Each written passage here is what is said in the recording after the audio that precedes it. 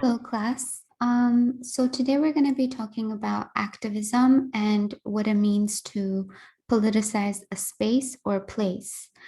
This presentation was derived from Dr. Chan Malik's Intro to Social Justice class.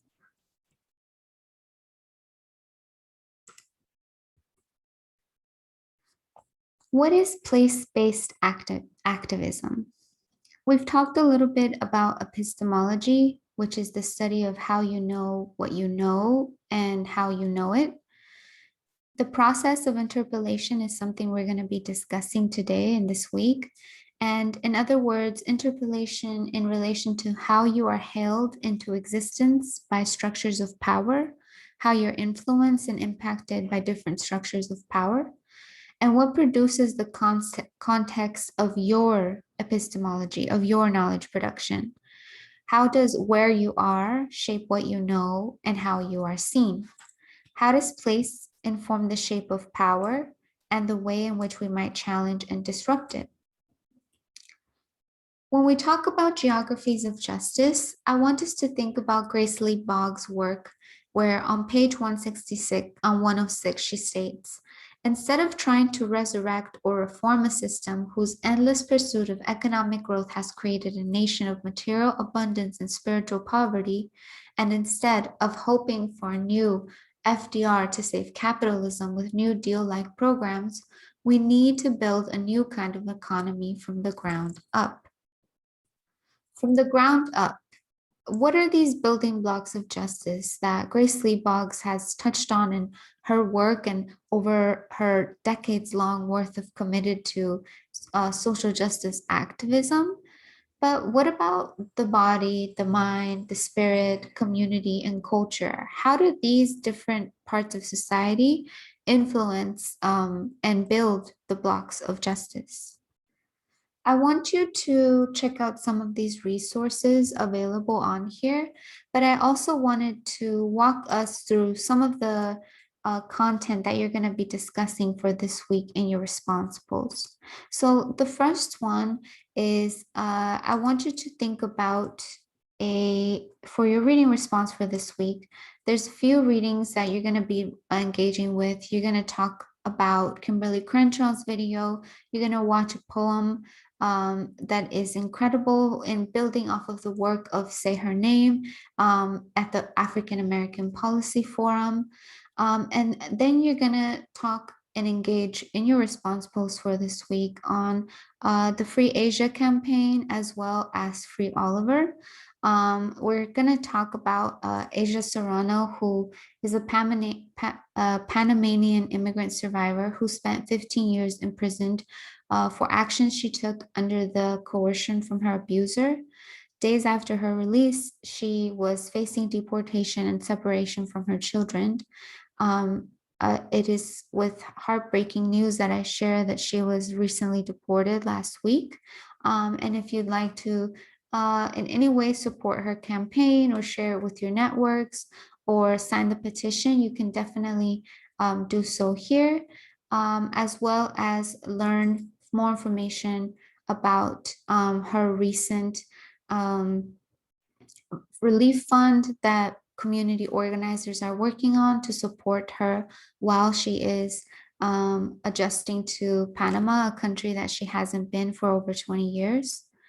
In addition to Asia Serrano's case, I would really ask you to visit the work of Queer Detainee Empowerment Project, which are an organization based in New York City that has done a lot of work in the last few months on different cases of queer and trans, Black and Asian and Latinx immigrants that have been impacted by detention or are currently detained. We're going to watch a video here that you're also going to be writing on in your response post for this week, but I want you to check out their organization and to also, for your response post, you're also going to be engaging with that as well on Free Oliver. And I want you to read an article here about Free Oliver and the movement to support Oliver, a Black Jamaican queer man who was also recently deported about 2 weeks ago, and community organizers are now working to organize a relief fund as he adjusts to life in Jamaica. Oliver was detained at the Essex Correctional Facility in Newark for approximately a year, and then he was transferred to the Chrome ICE facility in Miami, Florida, where he was detained for an additional 9 months fighting his immigration case. Quote, in this article, there are direct quotes that he's published on his own. And I'm going to read some out loud. Quote, I was detained at the Essex Correctional Facility. I used to cry at nights because they really remind you why you're here at this facility. They often try to break your spirit and treat you in a degrading manner. Every place is the same. There is no good one or bad one. We just all want to go home to our families. I would not wish this on anyone. The fact that they take away your Fifth Amendment rights of the United States Constitution, the Attorney General and other officials are enforcing what they see fit for the detainees. I'm afraid to say it. I have been attacked by Chrome officials, medical staff, and detainees countless times, but my grievance somehow does not make anyone help me.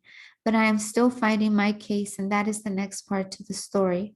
I have been in this country 43 years, permanent resident, valid green card, and passport.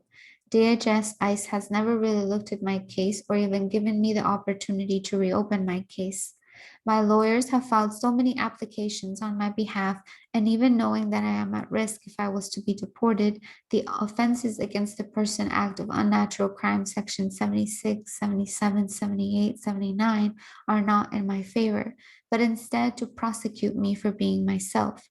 The Fifth Amendment in the Constitution has laws to protect the people that belong to a particular social group, LGBTIQ or LGBT, based on their sexual orientation or gender. I have been fighting that all my life, and I am finally at peace in a country that can make me feel safe. I can tell you this, I have learned a lot of things about detention, and I've seen plenty of things that raise questions. Be afraid, be very afraid. You have to look, listen, and learn, and you will see so many things. The living conditions are not how people think it is. Before I sign off with this letter, I want to say thank you for the opportunity to get a letter from your organization. God is good. Waking up every morning and seeing God, I realize that I only have one choice to make. My daughter said to me, Daddy, I love you no matter what. She is my own personal angel. Then my son tells me, if God can forgive and cast out all the evil, that he can forgive me. I was so moved. My name is Oliver J. Dunbar, and I am scared and tired of having my legal documents, medical and personal documents, files and letters, and family photographs taken away, and opening up my outgoing mails and restricting me from writing and trying to get my message of the living conditions and the medical treatment that has not helped me, and no one seems to know what goes on behind the walls. I want to share a small story. During the World War, when the German troops invaded and captured the Jews and put them in those horrible camps, then watching social media, they held a news conference when they detained the Muslims at Guantanamo Bay in Cuba or refugees. The bottom line is refugees that are held in concentration camps, but they showed me that they did not care when they allowed that my health was not in their best interest. I have just been in number 619. God will protect me. I am sorry for the long story. Sincerely, Oliver J. Dunbar. Oliver is an artist, and before attending the New York Culinary School of Arts in 1989, he had already attended the School of Visual Arts in New York as an art major, and he also received 3 scholarships to Visual Pratt and Parson. He was recently deported about 2 weeks ago to Jamaica. If you would like to support any of his initiatives or are involved in organizations that would support this initiative, feel free to check it out here where you can visit his reentry fund. He spent about 23 months in detention, and something that you can do this Pride Month is help Oliver on his healing journeys by providing him access to supporting this information to people in your community. He is going to be rebuilding his life in a country which he has not been over 40 years. The support will go to ID card, clothes, a computer, and many other basic essentials. Lastly, we're going to discuss a final case by the name of someone whose uh, story has also been mobilized in the past few months, in the past few days and weeks. And as we go into this Pride Month and during the summer, if you are interested in becoming involved in actions, this is certainly a place where you can do so. Jorge Rondon Torrealba is originally from Venezuela, but he has been living in the United States since he was 3 years old and calls New York City his home. He is a former DACA recipient and proud member of the queer community. Despite his bright future, he is currently incarcerated at Chrome ICE facility in Miami, where he continues to fight for his release. Jorge has a right to seek asylum in the United States due to his queer identity and fear of persecution in Venezuela, yet ICE blatantly disregards his vulnerability and right to fight his case by refusing to release him while his immigration case is pending. After being transferred directly from criminal into ICE custody and countless requests to be placed in protective housing due to his queer identity, ICE shackled him for over 13 hours, transferred him from a Pennsylvania detention center to a detention center in Louisiana, and then to the Chrome ICE facility in Miami, where he is currently in solitary confinement. Since the United States has banned flights into Venezuela, George faces the possibility of indefinite detention. This action toolkit is for folks who are interested in demanding that the Miami field office free George. George has survived gender-based violence and abuse while in detention and should be released to be able to access community and medical support.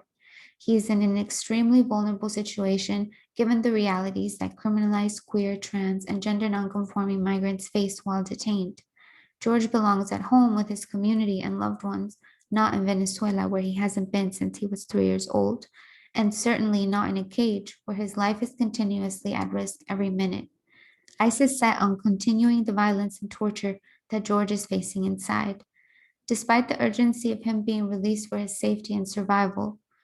You can take action by demanding George be released from immigration detention and reunited with his family in New York.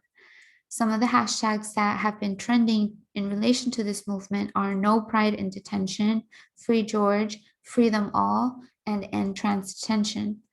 Information on how to be more involved with the action calls. What you would do here is you would email or call the number in the graphics that I'm going to show you down below to request that ICE remove him from the facility. This is not part of your grade in any way, but if you're interested in getting involved or would like to receive extra credit points, all you have to do is send me an email letting me know in what capacity you supported the actions that I've let you down know below.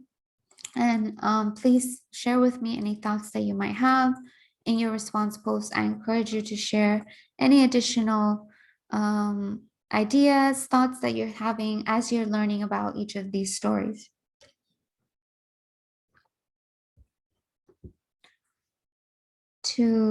Okay, the next presentation that we're going to be engaging is this idea of what is citizenship. When we talk about citizenship, we're talking about internment, border, this idea of illegals, and representations of terrorists.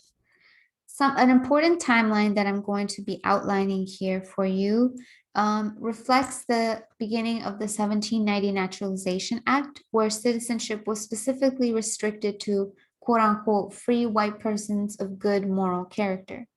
In 1798, the Alien and Sedition Acts required that 14 years of residency before citizenship needed to be expected and allow for deportation of so-called dangerous immigrants.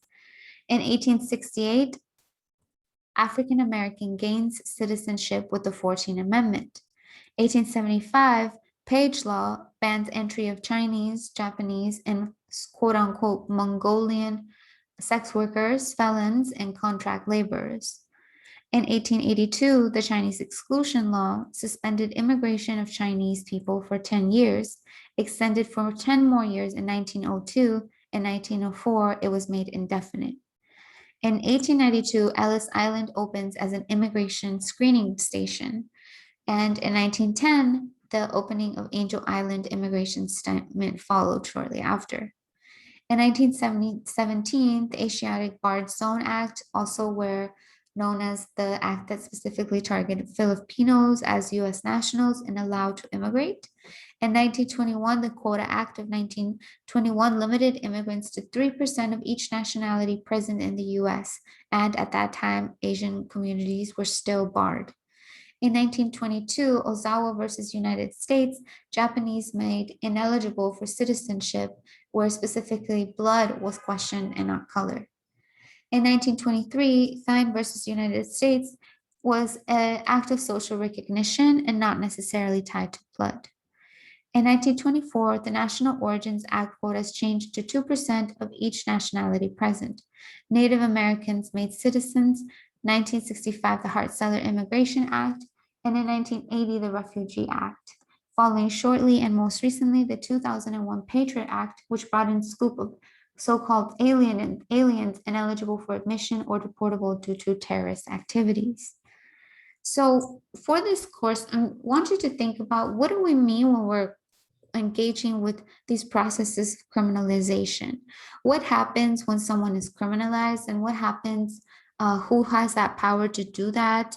What are the automatic assumptions that happen when you're engaged with that? One of the frameworks that I like for us to learn about is interpellation. A scholar by the name of Volpe states that, quote, the prevalent idea of citizenship as identity focuses on the notion of what I consider citizenship as a form of inclusion. Citizenship as a form of inclusion starts from the perspective of the citizen who proceeds to imagine fellow members who are to be included in a network of kinship or membership, those with whom the citizen feels effective ties of identification and solidarity. I want to also suggest that we must think about a very different idea of citizenship as identity, which we could call citizenship as a process of interpellation. The concept was introduced and built on later by Louis Althusser in 1918 and 1990, that really started to explore how ideas get into our heads and how they have a capacity to affect our lives, so that this creates a cultural process or a cultural idea that takes hold of us and makes us think that they are our own. The process of interpellation is that exactly a process which we encounter cultural, political, social values and internalize them. So, in other words, what we experience, we internalize it, we hold it in. And for Althusser, he argued that the process of interpellation occurs primarily through language and occurs when we are hailed by a message. This is how we become subjects. When we are succumbed to a particular ideology, a particular message, this is when we become a subject. The ideological state apparatus is a framework that thinks about the ways in which forms of these apparatuses work by manufacturing consent among individuals. These apparatuses operate through ideas and representations that we encounter throughout our lives, training us and conditioning us in certain attitudes and behaviors that we are led to believe as natural.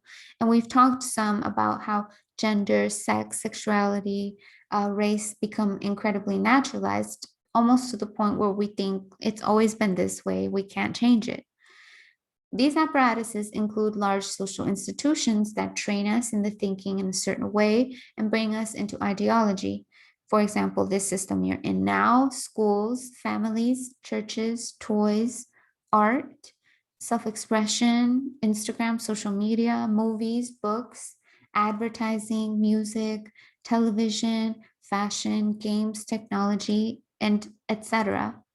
All of these sources of power provide us with certain attitudes, behaviors, ideas, perceptions, feelings, values, and this creates a liberal democratic state, which is one of the ideological state apparatuses. And all of these three steps are incredibly essential to the process of interpellation. When you become a subject enmeshed in a certain political ideology, framework, etc. We see this a lot in U.S. militarization, the type of the type of politics and requirements that go into uh, recruiting particular communities, people of color specifically. An example I can think of is at my undergraduate college in Texas. We were one of the top institutions in the nation with a high percentage of Latinx and Asian communities that were part of the student population. And when I say Latinx, I'm specifically talking about non-Black Latinx people. And at this time, the school was every single week we had Border Patrol and ICE come and recruit at our campus, specifically because of the demographics of the school. We see this in social media and what becomes popular, trendy, how we're supposed to be representing ourselves, ideas of femininity. This is all very, very apparent every day on a daily basis. And the type of person that's represented a lot of times is a cis-abled person, whether they are white is usually the normative, but oftentimes we also see that people of color become whitewashed. If you are lighter skinned, you have access to more privileges than a darker skinned person. And this is how colorism shows up in a lot of these ideas and frameworks that we're exposed to on a daily basis. And particularly in these times where we're seeing this a new approach to fetishizing and admiring and seeking particular aspects of Blackness while still continuing to uphold and uplift anti-Black tendencies based in white supremacy. We see this in earlier depictions of Japanese people in the early stages of World War II. The propaganda that was used to denote the linkages between Asian stereotypes and phenotypes related to animality and monstrosity. We see this very apparent here in this image of a animal-like monstrous person with a flag on their hat about to hurt a white woman with a knife. And we see this constant fear of white women being used as needing saviorhood, needing protection, and being worthy and deserving of that protection. We see this constant propaganda of a resistance towards communities of color. And these are examples that have gone on historically, but we continue to see these now in contemporary ideas or, in contemporary ways, like on Twitter and TikTok, Karens being filmed doing inappropriate things, harmful, violent things. We see images of people of color, women with hijabs, men of color from these particular Asian communities of descent. We see this constant practice of naming people of color as other, as monstrous, as criminal, as illegal. And we've seen constant depictions of everything that happens beyond this US-Mexico border as violent, treacherous, criminal, gangs, drugs affiliated with all these different racist understandings of ways in which people of color become related to animals and lack of having authority over oneself. This is very, very apparent in a lot of the so-called attempts to understand reverse racism and this idea that white people experience reverse racism based on access to tuition for undocumented youth. All of these categories continue to be related to one another. So for this week, I want you to think about what is the relationship between immigrant, border, illegals, and terrorists, and what are these all have in common? Finally, we're going to be watching a quick video by the Queer Detainee Empowerment Project, which we're going to watch the news coverage by Democracy Now! And then I'm going to be showing you the full speech by June Coach, organizer at the Queer Detainee Empowerment Project, that uplifted George's story in an incredible way. I want you to, in your response post, please share what were your thoughts about this? What were your immediate questions? What did you learn about Free Asia, Free Oliver, and Free George's movements? Meanwhile, immigrant rights activists, including more than two dozen trans women previously detained by ICE, marched on the White House Wednesday, calling on the Biden administration to stop detaining trans asylum seekers who often face severe abuse, discrimination, and medical neglect. Now, I want you to just make sure to watch this on your own time and write about it for your response post.